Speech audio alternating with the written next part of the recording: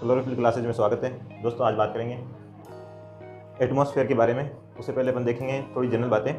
तो एटमॉस्फेयर किसका भाग है? इन्वायरमेंट का। किसका भाग है? इन्वायरमेंट का। इन्वायरमेंट या पर्यावरण। पर्यावरण, पर्यावरण का मतलब क्या है? परि और आवरण। परि और आवरण मतलब क्या? अपने चारों ओर का एक आवरण, एक वातावरण, ठीक है। एक आसपास का जो क्षेत्र होता है उसको अपन क्या बोलते हैं? पर्यावरण बोलते हैं। अब आसपास के क्षेत्र में क्या क्या चीज़ें आती है अपन देखते हैं। कुछ सजीव भी होती है और कुछ निर्जीव भी होती है, ठीक है। सजीव चीज़ों के अंदर अपन देखते हैं जीव जंतु पादप, ठीक है। पादप होते हैं, जंतु होते हैं, तो इनको क्या बोलते हैं? जिनके अंदर क्या जीवन होता है इनके अंदर, तो इनको क्या बोलते हैं? जैविक कारक, ठीक है। निर्जीव में जैसे हवा, पानी, धूप, ठीक है, बहुत सारी चीज़ें हैं, आवश्यकता अपन सब जानते हैं। तो इनको क्या बोलेंगे? अब इनके अंदर जीवन नहीं होता है, तो इनको क्या बोलते हैं? अजैविक कारक बोलते हैं, ठीक है। तो इस प्रकार एक इन्वायरमेंट दो चीज़ों से बना होता है, जैविक और अजैविक कारक। अजैविक और जैविक कारक एक दूसरे से इस प्रकार जुड़े हुए रहते हैं कि अगर किसी भी एक चीज़ की कमी होती है तो उनका जीवन या तो जैविक कारकों का रुक जाता है, या मतलब क्या होता है कि एक टाइम पीरियड के तक एक चीज़ एक दूसरे से जुड़ी हुई रहती है, ठीक है, और वो चलती रहती है। अगर किसी भी चीज़ की अगर कमी होती है या अधिकता होती है तो उस जो साइकिल है, वो जो चल रहा है सिस्टम, उस सिस्टम में क्या होती है? प्रॉब्लम आने लग जाती है, ठीक है। तो अपन देखते हैं कि कभी बाढ़ आ जाती है और अतिवृष्टि होती है, ओलावृष्टि होती है, सूखा पड़ जाता है। ये सब चीज़ें क्या है? किसी चीज़ की कमी या अधिकता की वजह से इन्वायरमेंट को क्या हो रहा है? इफेक्ट हो रहा है, ठीक है, प्रभाव हो रहा है। अब इन्वायरमेंट को अपन क्या बोल सकते हैं? अब इसके अंदर जैविक कारक है तो इसको अपन जैव मंडल भी बोल सकते हैं, ठीक है। जैव मंडल,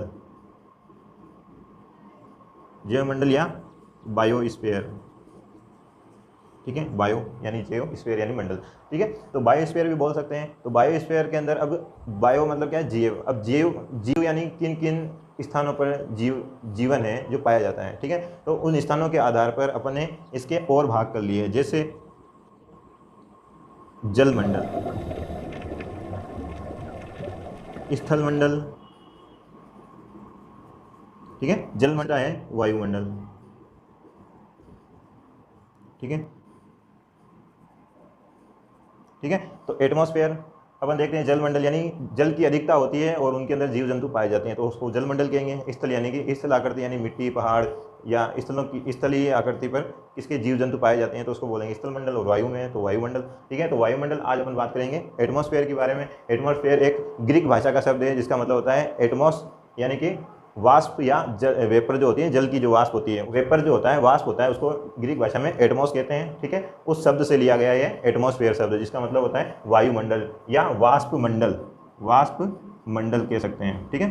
तो इस प्रकार अपन देख सकते हैं कि जो अपना इन्वायरमेंट है वो अलग अलग मंडल के कॉम्प्लेक्स से बना हुआ है, ठीक है। तो आज अपन बात करेंगे वायुमंडल। अब वायुमंडल में क्या होती है? बहुत सारी अलग अलग प्रकार की गैसें होती हैं, ठीक है। अब अलग अलग प्रकार की गैसें होती हैं तो मुख्य रूप से अधिक मात्रा में पाई जाने वाली गैस कौन सी है? लगभग 78%, लगभग 78% कौन सी होती है? नाइट्रोजन गैस जो है इसके अंदर सर्वाधिक पाई जाती है। मगर नाइट्रोजन गैस की एक खासियत क्या होती है कि ये डायरेक्टली इसको न प्लांट यूज़ कर सकते हैं और न अधिकतर जीव यूज़ कर सकते हैं। ये अपन अगर यूज़ में लेंगे तो इसके यौगिकों के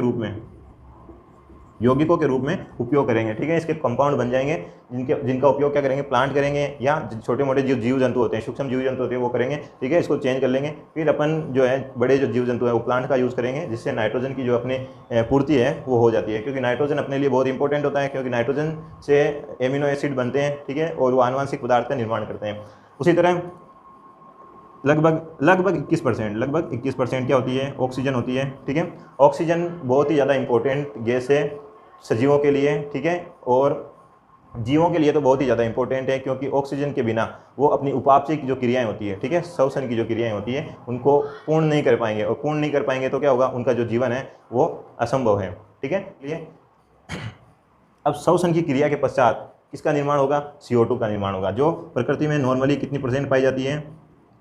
0.03% पाई जाती है। कौन सी गैस पाई जाती है? CO2 पाई जाती है। क्यों इतनी कम क्यों है? क्योंकि जो प्लांट्स होते हैं वो क्या करते हैं? फोटोसिंथेसिस की अभिक्रिया करते हैं, और फोटोसिंथेसिस की अभिक्रिया करने पर वो CO2 को उपयोग में ले लेते हैं, ठीक है। और अधिकतर प्लांट क्या करते हैं? प्रकाश की उपस्थिति में CO2 ग्रहण करते हैं, ठीक है, और रात के जो अंधेरे में है वो भी क्या करते हैं, ऑक्सीजन का उपयोग करते हैं, ठीक है। अधिकतर नाइट के अंदर क्या करते हैं, प्लांट्स O2 का उपयोग करते हैं, वो भी श्वसन की क्रिया करते हैं, ठीक है। तो इस वजह से दिन के अंदर प्लांट्स की जो मात्रा अधिक है, जिससे वो क्या करते हैं, CO2 का उपयोग कर लेते हैं, ठीक है, और अपने जो वातावरण में CO2 की जो मात्रा है वो लगभग बराबर सी बनी रहती है, उसकी सांद्रता कमी बनी रहती है। अगर इसकी मात्रा अधिक हो जाएगी तो क्या होगा, वायुमंडल जो है उसके अंदर गर्मी उत्पन्न हो जाएगी, ठीक है, गर्मी उत्पन्न हो जाएगी, जिससे क्या होगा, आसपास एक तो वातावरण में क्या होगी, टेम्परेचर बढ़ जाएगा, टेम्परेचर बढ़ जाएगा तो बहुत सारे जीव जंतु जो है जिनको टेम्परेचर से इफेक्ट होता है, ठीक है, वातावरण से प्रभावित होते हैं, उनका जीवन जो वो क्या होंगे, नष्ट हो जाएंगे। और दूसरा जो ग्लेशियर है वो क्या होंगे, पिघलने लग जाएंगे, तो जल स्तर बढ़ेगा, जल स्तर बढ़ेंगे तो अपने आसपास जो है जल के तटीय इलाके होते हैं वो जलमग्न हो जाएंगे, ठीक है। तो बहुत सारे प्रभाव हैं CO2 के बढ़ने से। और उसके बाद जैसे अपन देखते हैं और भी मुख्य गैसें हैं, उसमें से एक तो होता है ऑर्गन। तो ये जो मुख्य गैसें हैं यह बहुत ही जीव जंतुओं के लिए बहुत ही इंपॉर्टेंट गैसें हैं। जो गैसें हैं यह मुख्य गैसें हैं जो बहुत ही ज़्यादा आवश्यक होती है, इनके बिना हैं जो पादप जो जीव जंतु हैं उनका जीवन असंभव है, ठीक है। तो इसका तो यौगिकों के रूप में उपयोग कर लेते हैं, इनको डायरेक्टली श्वसन के द्वारा और इनको फोटोसिंथेसिस के द्वारा प्लांट यूज़ कर लेते हैं, ठीक है। तो इस प्रकार रिसाइकल जो है चलता रहता है। और अन्य गैसें भी हैं, ठीक है, अदर गैसें भी हैं जो बहुत सारी, लगभग 1% गैसें जो है बहुत सारी है, जैसे मीथेन है, ठीक है, CH4, ठीक है, SO2, बहुत सारी जो गैसें हैं और भी वायुमंडल के अंदर पाई जाती है, ठीक है। अब वायुमंडल जो है, वायुमंडल के होने से क्या फ़ायदा है, एक वायुमंडल के होने से क्या फ़ायदा है कि एक तो अपन को जो है जीवन जीने के लिए जो गैस उपयोगी है वो मिल रही है, ठीक है, और एक चेन है जो चल रही है। वायुमंडल जो होता है वो क्या होता है, परिवर्तनशील होता है। क्या होता है, परिवर्तनशील होता है, क्योंकि इनके अंदर क्या पाई जाती है, गैसें पाई जाती है। अब गैसें क्या हो सकती है, बढ़ सकती है, ठीक है, गैसें क्या बढ़ भी सकती है, घट भी सकती है, क्या होता है, चेंज होता रहता है, ठीक है, थोड़ा बहुत या अधिक या कम चेंज होता रहता है। अब अगर अधिक चेंज होगा तो क्या होगा, वहाँ की जो जीवन जीने वाले जीव जंतु हैं, ठीक है, वहाँ पे जीवन यापन करने वाले जीव जंतु हैं, उनके ऊपर इसका इफेक्ट पड़ता है। अगर कम चेंज होता है तो कोई इफेक्ट नहीं पड़ता है, मगर अधिक परिवर्तन हो जाता है तो उसका इफेक्ट पड़ता है। वो किस वजह से होता है, क्योंकि जैसे अपन मान लो देखते हैं कि CO2 की मात्रा बढ़ जाती है, टेम्परेचर बढ़ जाता है, या ऑक्सीजन की मात्रा कम हो गई तो क्या होगा, ऑक्सीजन की डिमांड बढ़ जाएगी, ऑक्सीजन की डिमांड बढ़ेगी तो जीव जंतु क्या होंगे, उससे प्रभावित होंगे, ठीक है। नाइट्रोजन, अगर नाइट्रोजन का यौगिकीकरण नहीं हो पाएगा तो क्या होंगे, जीव जंतुओं को नाइट्रोजन नहीं मिल पाएगी तो क्या करेंगे, वो अपने जेनेटिक मटेरियल को नहीं बढ़ा पाएंगे और अपनी संतति को नहीं बढ़ा पाएंगे, ठीक है। तो इस प्रकार ये जो एटमॉस्फेयर है वो किसी न किसी रूप से किसी भी एक जीव जंतु को किसी न किसी रूप में प्रभावित करता रहता है, ठीक है। अब इन गैसों के अतिरिक्त वायुमंडल में बहुत सारी चीज़ें पाई जाती है, जैसे अपन देखते हैं कि क्या होते हैं, पोलन होते हैं प्लांट्स के, यानी परागकण, ठीक है, परागकण होते हैं या स्पोर होते हैं, ठीक है, स्पोर यानी बीजाणु, ठीक है, स्पोर बीजाणु भी पाए जाते हैं। और भी बहुत सारी चीज़ें हैं जैसे धुआं, अन्य हानिकारक गैसें हैं, ठीक है, गैसेस जो है वायुमंडल के अंदर पाई जाती है। इसके अतिरिक्त तो बहुत सारी चीज़ें हैं, ठीक है, धुआं है, बीजाणु हैं, धूल के कण हैं, ठीक है, धूल के कण और कुछ रसायन जो वायुमंडल में वायु में घुल सकते हैं, ठीक है। तो बहुत सारी चीज़ें हैं जो वायुमंडल के अंदर पाई जाती है। जलवाष्प लगभग 4%, ठीक है, लगभग 4% जो जलवाष्प है वायुमंडल के अंदर पाई जाती है, ठीक है। तो अपन देखते हैं कि जब टेम्परेचर कम होता है, ठीक है, टेम्परेचर कम होने का मतलब क्या है, जब अपने वायुमंडल के अंदर क्या होता है कि जब सनलाइट आती है, ठीक है, तो सनलाइट 2 सीजन चलते हैं मुख्य रूप से, एक तो गर्मी का और एक सर्दी का। तो गर्मी में क्या होता है कि जो अपन अगर उत्तरी भारत की बात करें तो सनलाइट जो है सीधी अपनी उसकी जो किरणें होती है, सूरज की जो किरणें होती है वो क्या होती है, सीधी पड़ती है, जिसकी वजह से टेम्परेचर अधिक होता है तो क्या होगा, जलवाष्प क्या होगी, ऊपर चली जाएगी, ठीक है। मगर जब सर्दी का टाइम रहता है तो क्या होता है कि सूरज की जो किरणें होती है वो तिरछी पड़ती है, जिसकी वजह से क्या होती है, जलवाष्प ऊपर नहीं जाकर क्या होती है, वायुमंडल में रहती है, जिससे क्या होता है, आसपास नमी बनी रहती है। नमी बनी रहेगी तो क्या होगा, अपने को कैसा माहौल मिलता है, ठंडा माहौल मिलता है, यानी सर्दी लगती है, ठीक है।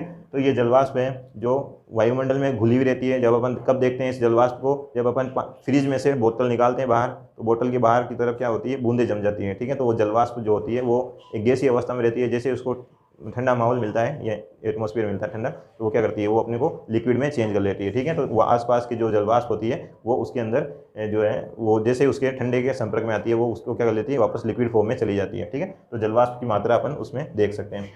और भी बहुत सारी चीज़ें, धुआं हैं जो अपन, बहुत सारे ऐसे अभी भी ऐसे शहर हैं जैसे दिल्ली जैसा शहर है, वहाँ पे क्या होती है, धुएं की मात्रा अधिक है, क्योंकि वहाँ पे कारखाने फैक्ट्रियाँ अधिक है और व्हीकल्स जो है उनकी मात्रा भी अधिक है, जिसकी वजह से क्या होती है, वहाँ के वायुमंडल में क्या होते हैं, धुएं के कण घुले हुए रहते हैं, ठीक है। और धुएं के कण उसके साथ उनमें हानिकारक गैसें भी पाई जाती है, ठीक है।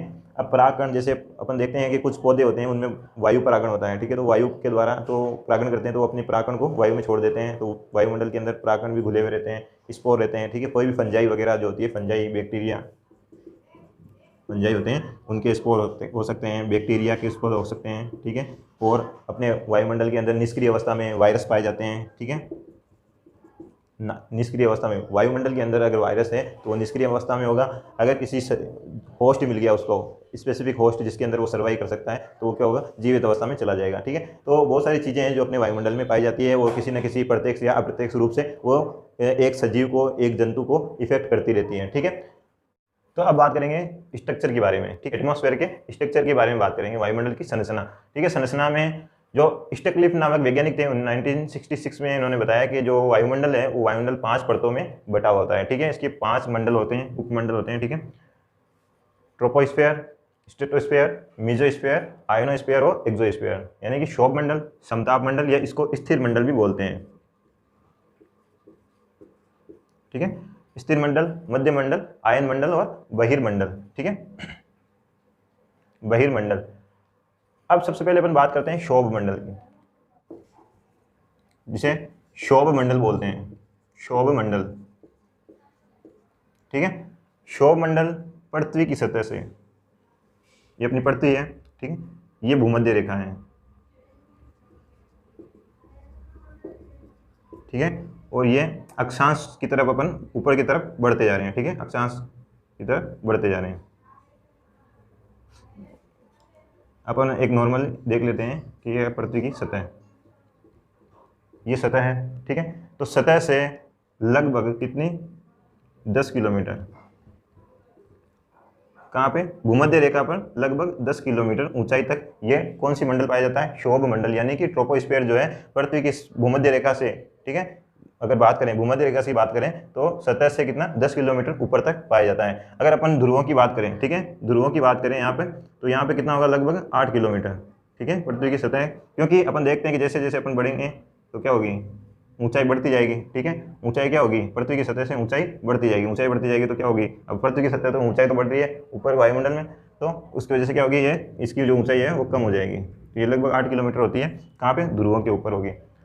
अब अपन देखते हैं कि जो शोभ मंडल है सबसे पहली परत है, ठीक है। शोभ मंडल के अंदर आखिरी जो सीमा है, ठीक है, शोभ मंडल की जो आखिरी यहाँ तक एंड होता है उसको क्या बोलते हैं अपन, शोभ सीमा,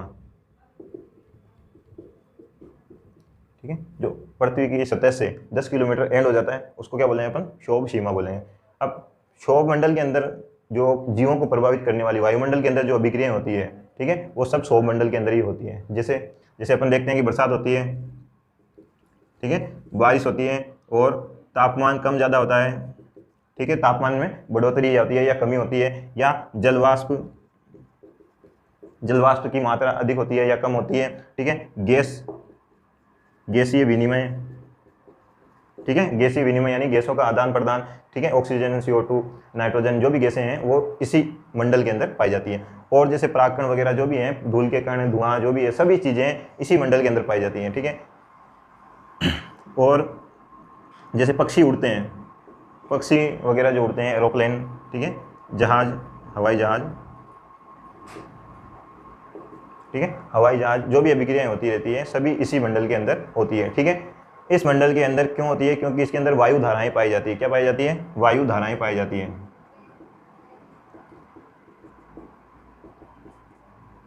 ठीक है, वायु धाराएं पाई जाती है। इसकी वजह से क्या होती है, इसी मंडल के अंदर ये जो सभी अभिक्रियाएं हैं वो कंटिन्यू किसी न किसी तरीके से संपन्न होती रहती है, ठीक है। सभी अभिक्रियाओं का अलग अलग फॉर्मूला है, अलग अलग तरीका है, ठीक है, वो किसी न किसी चीज़ पे डिपेंड है, वो किसी न किसी चीज़ को इफेक्ट करती है, ठीक है। तो ये अभिक्रियाएं जो है एक दूसरे से जुड़ी हुई है, और चलती रहती है, लगातार चलती रहती है, ठीक है। तो उस वो किस में चलती है, क्षोभ मंडल के अंदर, ट्रोपोस्फीयर के अंदर चलती रहती है। अब अपन देखते हैं कि जैसे जैसे अपन ध्रुवों की तरफ बढ़ते हैं तो क्या होगा, टेम्परेचर तो कम होता जाएगा, और जो क्षोभ मंडल है, क्षोभ मंडल की मात्रा जो है, यानी कि गैस की एक तरह, क्षोभ मंडल क्या है, गैस का संगठन ही है एक तरह से, तो इसकी मात्रा भी क्या होगी, कम होती जाएगी और ऊंचाई बढ़ती जाएगी, ठीक है। हाइट जो है, इसकी हाइट जो है वो बढ़ती जाती है, और टेम्परेचर और क्षोभ मंडल है उसकी जो है मात्रा है वो भी कम होती जाएगी, ठीक है। तो इस प्रकार जो है ये पहली परत पाई जाती है जिसके अंदर वायुमंडल में सबसे जो ज़्यादा अभिक्रियाएं होती है, सबसे ज़्यादा अभिक्रियाएं जो कौन से मंडल में होती है, क्षोभ मंडल के अंदर ही होती है, ठीक है। और जीवन से जुड़ी हुई जो अभिक्रियाएं हैं वो सभी इसी के अंदर होती है। अब इसके बाद की जो मंडल है, इसके बाद का मंडल कौन सा है, स्ट्रेटोस्फीयर। स्ट्रेटोस्फीयर यानी कि समताप मंडल, समताप मंडल या स्थिर मंडल। समताप मंडल नाम से पता चल रहा है, ताप क्या होगा, समान होगा, ताप क्या होगा, समान होगा। अब ये पृथ्वी की ऊंचाई से कितनी होती है, पृथ्वी की सतह से इसकी ऊंचाई कितनी होती है, लगभग 30 किलोमीटर, ठीक है। लगभग 30 किलोमीटर इसकी ऊंचाई होती है जो पृथ्वी की सतह से होती है। अब पृथ्वी की सतह से इसकी ऊंचाई होती है तो लास्ट 30 किलोमीटर तक इसकी, ठीक है, लास्ट सीमा होती है, तो इसको क्या बोलते हैं, स्थिर सीमा बोलते हैं। क्या बोलते हैं, स्थिर सीमा बोलते हैं। अब इस मंडल के अंदर समताप मंडल को समताप मंडल क्यों कहते हैं, इसका एक कारण है, क्योंकि इस मंडल के अंदर क्या पाई जाती है, ओजोन गैस, ठीक है। ओजोन O3 की मात्रा सर्वाधिक होती है, और सर्वाधिक मात्रा मतलब ओजोन जो लेयर है वो कितनी होती है, कहाँ से होती है, ओजोन लेयर जो कहाँ से होती है, वो लगभग 15 किलोमीटर से लेकर 45 किलोमीटर, ठीक है। अब जैसे 10 किलोमीटर तक अपन यहाँ बढ़ गए, ठीक है, 10 किलोमीटर तक यहाँ बढ़ गए, अब थोड़ा सा और बढ़ेंगे 5 किलोमीटर तक, यहाँ से लेकर 45 किलोमीटर, ठीक है। तो 30 किलोमीटर तक तो ये है ही, इसकी ऊंचाई और बढ़ जाएगी, ठीक है। तो 45 किलोमीटर तक, 15 से 45 किलोमीटर तक कौन सा पाया जाता है, ओजोन लेयर। ओजोन लेयर तो इसको क्या बोलेंगे अपन, ओजोनोस्फीयर, ओजोनोस्फीयर बोलेंगे, ठीक है, ओजोन मंडल, ओजोन मंडल। तो ओजोन मंडल की मात्रा सर्वाधिक, ओजोन मंडल की सर्वाधिक मात्रा यानी कि ओजोन गैस की सबसे ज्यादा सांद्रता कितने किलोमीटर पे होती है, 22 किलोमीटर पे होती है, ठीक है। 22 किलोमीटर पे सर्वाधिक सांद्रता ओजोन की पाई जाती है। तो ओजोन अपने लिए बहुत ही ज्यादा इंपॉर्टेंट है। क्यों इंपॉर्टेंट है, क्योंकि यूवी जो किरणें होती है, यूवी किरणें कहाँ से आती है, सन से आती है, सूर्य से आती है, ठीक है। सूर्य से आने वाली जो हानिकारक किरणें हैं, यूवी लाइट है, पराबैंगनी जो किरणें हैं, उनसे कौन क्रिया करता है, ऑक्सीजन क्रिया करता है, ठीक है। उनसे ऑक्सीजन क्रिया करता है, जिससे क्या होंगे, ये O3 के अंदर चेंज हो जाते हैं। अब कौन सी ये 3 प्रकार की होती है, यूवी क्या कितने प्रकार की होती है, 3 प्रकार की होती है, UVA, UVB, UVC। UVC जो है वो सबसे ज़्यादा हानिकारक होती है, ठीक है। UVC जो किरण है वो जीव जंतुओं के लिए सबसे ज़्यादा हानिकारक होती है, जो पृथ्वी पर कम मात्रा में पाई जाती है। क्यों पाई जाती है, क्योंकि जो ऑक्सीजन है वो उत्तेजित होता है और O3 बनाता है। वो किसकी उपस्थिति में उत्तेजित होता है, वो UVC की उपस्थिति में होता है, ठीक है। जिसकी वजह से क्या होता है, ये यहीं पे उपयोग में ले ली जाती है, ठीक है। ये सूरज से आ रही है, मगर स्ट्रेटोस्फीयर के अंदर ही जो ऑक्सीजन है वो क्या करता है, उत्तेजित होने में जो ऊर्जा लेता है वो किससे ले लेता है, UVC से लेता है। जिससे क्या होता है, UVC पृथ्वी पे नहीं आती है, और पृथ्वी पे नहीं आती है जिससे क्या होता है, अपन को इसका कोई इफेक्ट नहीं होता है। और जो सबसे ज्यादा आती कौन सी है, UVA आती है, ठीक है। UVA जो है पृथ्वी की सतह पर आती है और इससे कोई ज्यादा इफेक्ट नहीं होता है, ठीक है। तो इसलिए अब इसके अंदर वायु धाराएं नहीं पाई जाती है, और यूवी जो किरणें हैं वो क्या करती है, ऑक्सीजन से O3 का निर्माण करती है। तो इनमें क्या होता है कि टेम्परेचर जो है, टेम्परेचर की समानता बनी रहती है, टेम्परेचर क्या समानता बनी रहती है, इसलिए इसको क्या बोलते हैं हम, समताप मंडल या स्थिर मंडल भी बोलते हैं। अब यहाँ पे अपन देखते हैं कि यूवी की जो अभिक्रिया है ऑक्सीजन के साथ होती है, तो मतलब क्या केमिकल रिएक्शन हो रही है, तो इसको क्या बोलते हैं अपन, रसायन मंडल भी बोलते हैं। इस मंडल को क्या बोलते हैं, रसायन मंडल या कीमोस्फीयर, ठीक है। तो ये दो जो है लेयर, ये जो 2 मंडल हैं वो सबसे ज़्यादा इंपॉर्टेंट है। क्यों इंपॉर्टेंट है, क्योंकि क्षोभ मंडल के अंदर तो जितनी भी जीवों को प्रभावित करने वाली वायुमंडल में होती है, जो अभिक्रियाएं होती है वो क्षोभ मंडल में होती है। और उसके बाद समताप मंडल में क्या होती है कि सबसे ज़्यादा इंपॉर्टेंट गैस यानी कि ओजोन लेयर, ठीक है। ओजोन लेयर अपने लिए इसलिए इंपॉर्टेंट है क्योंकि अगर ओजोन नहीं होगा तो यूवी की जो किरणें हैं वो अपने सीधे इफेक्ट करेगी बॉडी के ऊपर और अपन नष्ट हो जाएंगे, तो उनको रोकने का काम करती है। तो दोनों जो लेयर है ये अपने लिए बहुत ज़्यादा इंपॉर्टेंट है। वायुमंडल की जो 2 परतें हैं वो बहुत ज़्यादा इंपॉर्टेंट क्यों है, क्योंकि क्षोभ मंडल में तो दैनिक अभिक्रियाएं हो रही है और समताप मंडल में क्या होती है, वो यूवी किरणों को रोकने का काम करती है। ये जो दोनों मंडल हैं वो बहुत ज़्यादा इंपॉर्टेंट है अपने लिए। अगली परत है मीजोस्फीयर या मध्य मंडल, ठीक है। तो मीजोस्फीयर यानी कि मध्य के अंदर पाया जाने वाला। अब 5 परतें थी, ठीक है। तो क्षोभ मंडल और समताप मंडल, उसके बाद में मध्य मंडल। मध्य मंडल जो है लगभग पृथ्वी की सतह से कितना, लगभग पृथ्वी की सतह से 80 किलोमीटर, ठीक है, 80 किलोमीटर ऊंचाई पर है। अब इसकी जो सीमा होती है, इस सीमा को क्या बोलते हैं, मध्य सीमा बोलते हैं। 80 किलोमीटर ऊंचाई पर होती है, उसकी लास्ट सीमा जो होती है उसको क्या बोलते हैं, मध्य सीमा बोलते हैं। इस परत के अंदर क्या होता है कि जो तापमान होता है, जैसे अपन देखते हैं कि समताप मंडल में क्या होता है, समताप मंडल में यूवी की क्रियाएं होती है। अब यूवी की क्रियाएं होती है तो रेडियो एक्टिव तरंगें निकलती है। तो रेडियो एक्टिव तरंगों का क्या करती है, ये अवशोषण करते हैं। क्या करते हैं, अवशोषण करते हैं। मध्य मंडल के अंदर रेडियो एक्टिव जो सूर्य की जो किरणें होती हैं, उससे रेडियो एक्टिव तरंगें जो निकलती हैं उनको अवशोषण करने का काम करते हैं, ठीक है। और इनके अंदर क्या होता है, तापमान बीच की जो भाग होता है लगभग 50 से 55 किलोमीटर का जो क्षेत्र होता है वहाँ पे क्या होता है, उष्ण रहता है। क्या रहता है, उष्ण रहता है। इसलिए इसको क्या बोलते हैं, उष्ण परत भी बोलते हैं। क्या बोलते हैं, उष्ण परत भी बोलते हैं।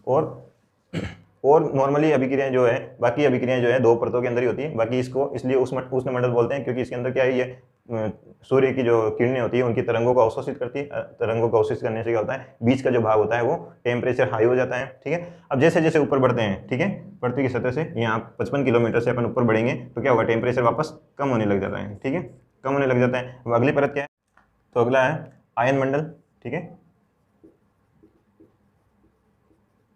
आयन मंडल मध्य मंडल के बाद पाया जाता है, जो पृथ्वी की सतह से कितना होता है, 100 किलोमीटर ऊंचाई पर होता है, ठीक है, 100 किलोमीटर ऊंचाई पर होता है। मगर इसकी सीमा कितनी होती है, लगभग 600 किलोमीटर की, ठीक है, 600 किलोमीटर की सीमा होती है आयन मंडल की।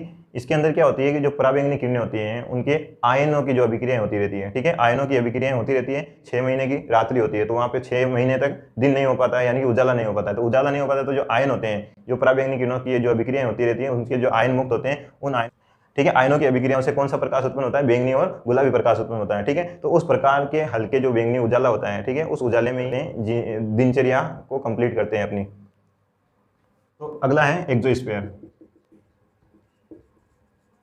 एक्सोस्फीयर या बहिर्मंडल। बहिर्मंडल या बाह्य मंडल अपन, यह आयन मंडल के बाद की परत है, ठीक है, आयन मंडल के बाद पाया जाता है, जो लगभग कितना होता है, पृथ्वी की सतह से 600 किलोमीटर से लेकर 1000 किलोमीटर, ठीक है, बढ़ भी सकता है घट भी सकता है, मगर लगभग 600 से 1000 किलोमीटर तक का होता है ये। और इसके अंदर क्या होता है कि जो नाइट्रोजन गैस होती है, नाइट्रोजन के जो अणु होते हैं, अणुओं पर क्या होती है, कास्मिक किरणों का प्रभाव होता है। किसमें, कास्मिक किरणें, जो कास्मिक किरणें होती है, कास्मिक किरणों से किसका निर्माण होता है, नाइट्रोजन अणुओं पर कास्मिक किरणों की प्रक्रिया द्वारा किसका निर्माण होगा, हीलियम का निर्माण होगा, ठीक है। तो हीलियम का निर्माण कौन से मंडल के अंदर होता है, एक्सोस्फीयर यानी कि बहिर्मंडल के अंदर हीलियम का निर्माण होता है। किसके द्वारा होता है, नाइट्रोजन के ऊपर कास्मिक किरणों के प्रभाव से होता है, ठीक है। और अब अपन देखते हैं जो गुरुत्वाकर्षण बल होता है, ठीक है, ग्रेविटी जो होती है वो क्या होती है, एक्सोस्फीयर में आकर समाप्त हो जाती है। तो ये इस प्रकार जो सबसे लास्ट का जो है मंडल कौन सा होता है, एक्सोस्फीयर होता है। उसके बाद में क्या होता है, अपन स्पेस में चले जाते हैं, ठीक है, गुरुत्वाकर्षण बल समाप्त हो जाता है। समाप्त होने के बाद में क्या होगा, ग्रेविटी समाप्त हो गई तो मतलब क्या है, अपन स्पेस में चले जाएंगे। तो इस प्रकार जो है अपन देखते हैं कि 5 परतें जो है वायुमंडल की पाई जाती है, क्षोभ मंडल, समताप मंडल, मध्य मंडल, आयन मंडल और बहिर्मंडल। तो इस प्रकार जो है अपन कंटिन्यू ऊपर की तरफ जैसे जैसे बढ़ते जाएंगे तो उसके अंदर परिवर्तन होते जाते हैं और बढ़ते जाते हैं, ठीक है। तो लास्ट के स्टेज में क्या आता है कि उसके अंदर जो गुरुत्वाकर्षण बल है वो समाप्त हो जाता है। अब इनके जो अध्ययन करने के लिए अपन रॉकेट का, उपग्रहों का अपन यूज़ करते हैं, ठीक है, उनके द्वारा अपन देखते हैं कि इनके अंदर कौन कौन सी अभिक्रियाएं हो रही हैं।